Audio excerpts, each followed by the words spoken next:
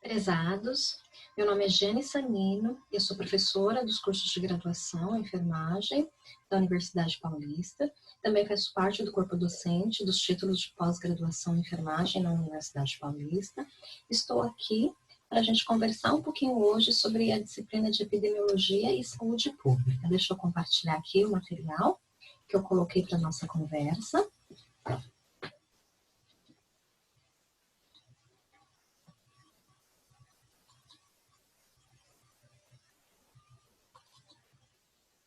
Bom, então nós vamos conversar hoje um pouquinho, né? Eu trouxe aqui para vocês, vamos falar um pouquinho da epidemiologia descritiva, né? O que vem a ser essa epidemiologia descritiva e a aplicabilidade prática dela, né, para todos os profissionais de saúde, em especial para a enfermagem, né? Então, só relembrando um pouquinho, né, o que vem a ser epidemiologia, né? Então, é o estudo da distribuição e dos determinantes das doenças ou condições relacionadas à saúde em populações especificadas e a aplicação desses mesmos estudos para controlar todos os problemas de saúde. Tá? O estudo também é uma vigilância, uma observação, uma pesquisa analítica ou um experimento.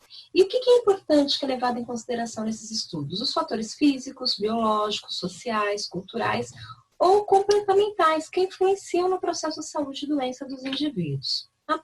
Então, os estudos descritivos, que é onde nós vamos aprofundar aqui com a lupinha esse nosso olhar na nossa conversa. Né? Então, o objetivo deles é determinar a distribuição de doenças ou condições relacionadas à saúde, nós podemos falar de doenças e agravos, tá?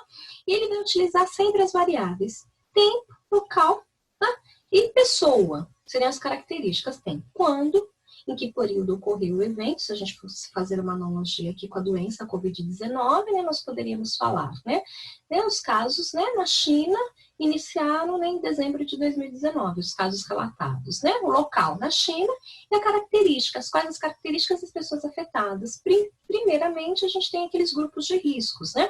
Os idosos, os cardiopatas, os hipertensos, os diabéticos, os pacientes da neoplasia, enfim, os doentes crônicos, né? Seriam as primeiras características aí das pessoas principais, pessoas afetadas no início.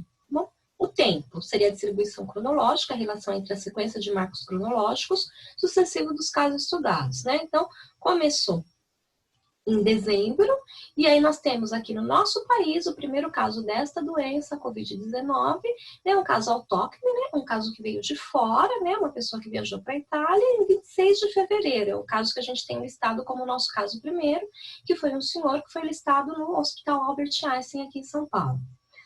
Bom, a importância, né, a avaliação de medidas de controle estão influindo no declínio, influenciando no declínio da frequência dos casos ao longo do tempo? Então, tem muitas polêmicas aqui que a gente poderia pensar em discutir e levantar alguma reflexão, né? As medidas de contenção social, isolamento social, estão dando certo? Quanto estava aqui em São Paulo? Em torno de 80%, 70%, a gente estava aí com declínio na nossa curva, né? Para o quê? Essas medidas de distanciamento social. Para poupar os serviços de saúde, para que ele realmente possa atender as pessoas, né? Quando agora nós estamos com menos que 50%, os últimos dados mostram aí de 36% a 40%, nós estamos tendo aí, né, marcas de incidência e prevalência muito triste, né? Quando a gente fala que tem mais de 1.000 pessoas morrendo num dia, né, no país como um todo, não estou falando só de São Paulo, é que São Paulo é uma das capitais que é o epicentro da patologia, nós estamos pensando que as medidas não estão auxiliando no declínio da frequência. Só um minuto. Desculpe, Carolina. E a detecção de epidemias. Bom, o local, as variáveis políticas, geográficas, então toda a questão. Por que é uma zoonose, né, a Covid-19, né?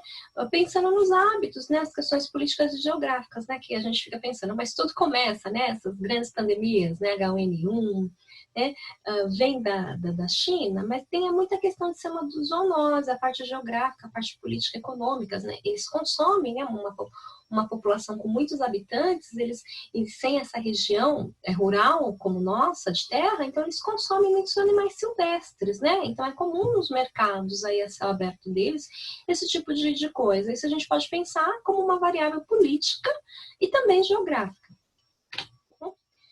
Os antecedentes da pessoa, então nós temos vários, idade, sexo, que tem diferenças, idades também, doenças específicas à idade sexo, estado civil, dimensão da família, história de doenças familiares, etnia, cultura, religião, ocupação, poder econômico, nível de instrução, tipo de local, né? Doença da zona urbana, da zona rural, idade materna ao nascer, né? Nós sabemos que as doenças sindrômicas, né? Quando vai aumentando a faixa etária da mulher, tem mais riscos, né? Para esse recém-nascido, a própria resistência individual, tem a ver com o estado de nutrição, doenças, né, sofridas no passado, seriam as patologias pregressas, uso, abuso de drogas e atividade físico-lazer. Mas o que nós sabemos de todas essas variáveis da pessoa é que a idade e o sexo são os que são levados em mais importância, porque tem várias dessas outras características aqui da pessoa que nós podemos até mudar. Mas idade e sexo são duas coisas muito importantes na preponderância dos agravos que nós não podemos mudar. Então vamos entender aí, né, nos estudos descritivos, para responder a pergunta quando, onde, quem adoece. Vai utilizar dados da onde? Dados secundários, então dados pré-existentes. Nós temos os sistemas de informação sobre mortalidade, census, sistemas de informações sobre autorização de internações hospitalares, que é o CHSUS, a PNAD, Pesquisa Nacional de Amostra Domiciliar. Eu estou dando exemplo de alguns bancos de dados, mas tem vários, o SINASC, que nós podemos usar, Sistema de Informação de Nascidos Vivos, e outros dados epidemiológicos aí que a gente tem em bancos de dados. Seria secundários, porque a informação foi realizada não com o objetivo da pesquisa em si, mas nós podemos utilizá-la numa pesquisa. Ou primários, né? Então você pode fazer um instrumento específico de coleta de dados para aquele estudo específico, por isso que é primário, o dado seria primário. A distribuição cronológica, a relação entre as sequências de marcos cronológicos sucessivos dos casos estudados, tá? Os estudos epidemiológicos podemos usar anos do calendário. Na epidemiologia a gente trabalha muito com semanas epidemiológicas, que vai examinar o quê? Essa distribuição cronológica. A incidência, o número novos de agravos, doenças ou agravos, e a prevalência. A prevalência é o total, a prevalência de doenças e agravos. Ela exclui, né, as curas e os óbitos. Então, vamos dar aqui, pensar em alguns exemplos, né, que a epidemiologia descritiva nos auxiliou pensando enquanto profissionais da saúde, né? Então, seriam as doenças emergentes e a epidemiologia descritiva. Bom, então, no início da década de 60, na Bolívia, teve um surto de febre hemorrágica e foi identificado um novo agente etiológico, que foi chamado de vírus machuco. Não foi esclarecido o mecanismo de transmissão, indício de transmissão direta de pessoa a pessoa, isso que acharam, mas não sabia especificamente o mecanismo certo de transmissão. Depois, em 1967, na Alemanha, teve um novo surto provocado por outro vírus causador de uma doença hemorrágica. A investigação demonstrou que fontes de infecção eram macacos importados de Uganda para propósitos científicos, seriam as cobaias para os experimentos. E aí, nesse surto de 1967 na Alemanha, descobriu-se que a transmissão ocorreu por contato dos casos primários, então as pessoas dos laboratórios que tiveram contato com os primatas, com sangue, tecido e secreção desses animais infectados. E os casos secundários foram observados nos profissionais de saúde que trataram dos casos primários, né? Igual está acontecendo aqui no nosso país, né? Nós temos várias pessoas da enfermagem, infelizmente nós estamos no ranking mundial de pessoas da enfermagem que estão sofrendo pela doença como caso secundário.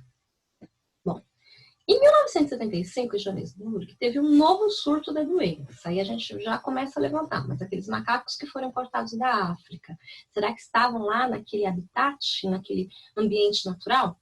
Teve um novo surto da doença. Em Zaire e Sudão, no segundo semestre de 1975 também, teve uma nova epidemia de doença hemorrágica, mas não se sabia ainda toda a cadeia epidemiológica, a história natural dessa doença.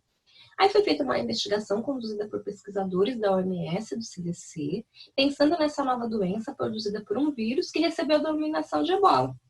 Por que ebola? O nome do rio existente na região onde a doença apareceu, lá na África.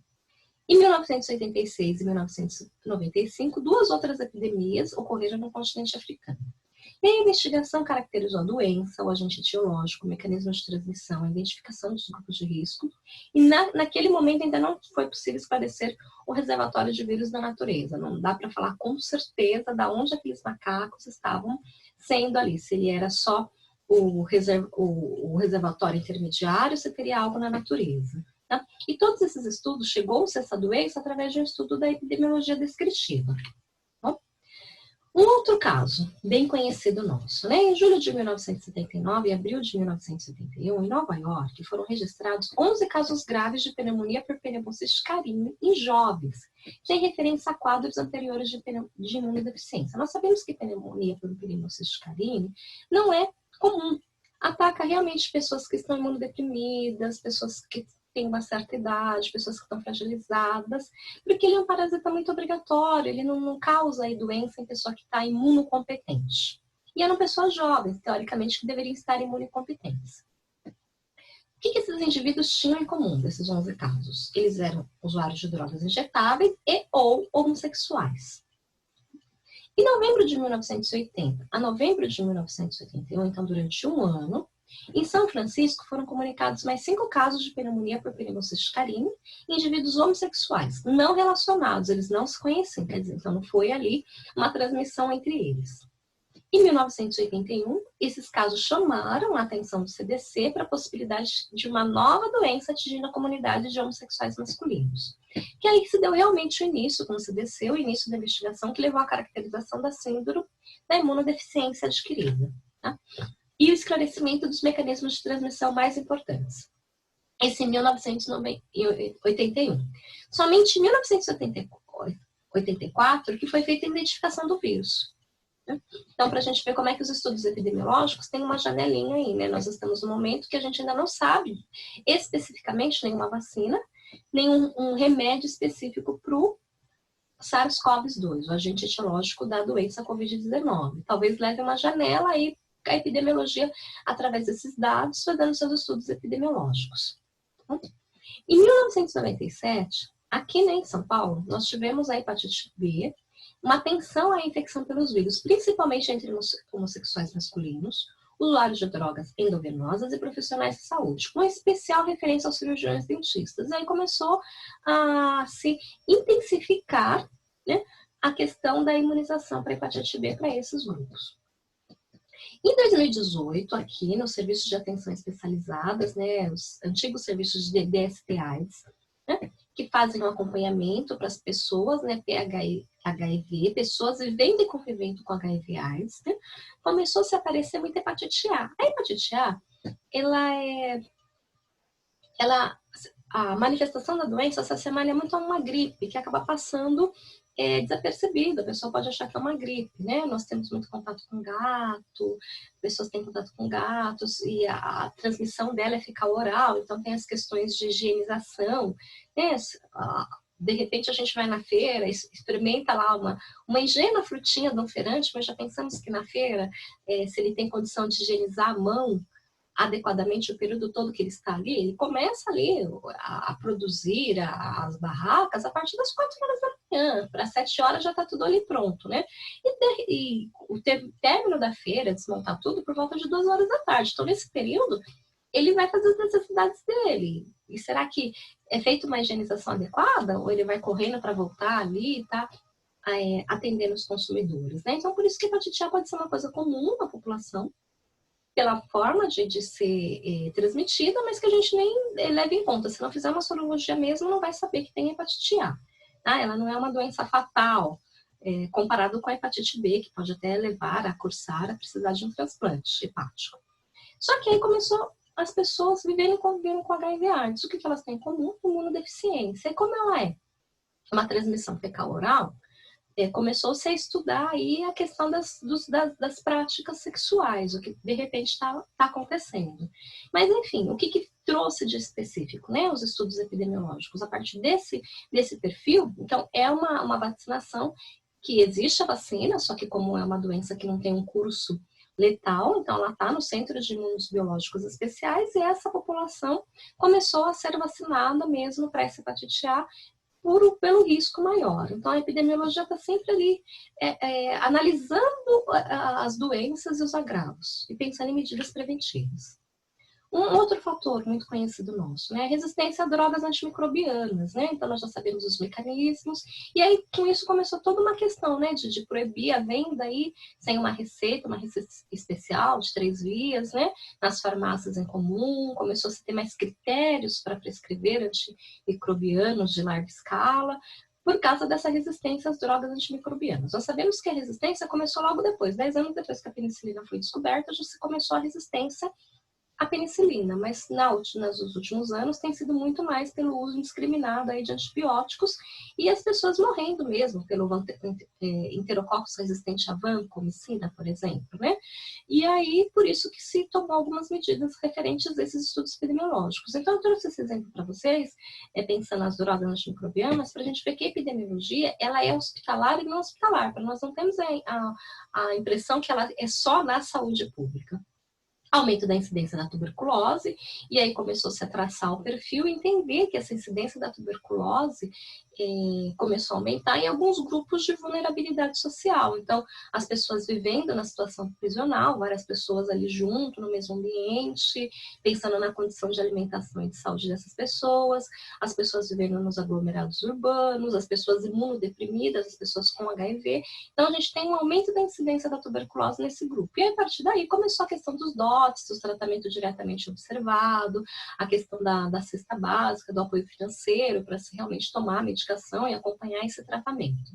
E agora nós estamos aí, né, com a Covid-19, e a epidemiologia tem vários boletins epidemiológicos, tem vários estudos aí para tentar achar uma vacina, achar um tratamento efetivo, uma medicação efetiva e entender realmente, traçar toda a história e evolução natural dessa doença. Então, meus caros, né, foi isso que eu quis trazer um pouquinho aqui nessa nossa conversa, né, um pouquinho das disciplinas que existe aqui na pós-graduação da enfermagem da Unip e que vocês terão todos os aprofundamentos fazendo parte do nosso corpo docente. Então, muito obrigada pela sua atenção e até uma próxima.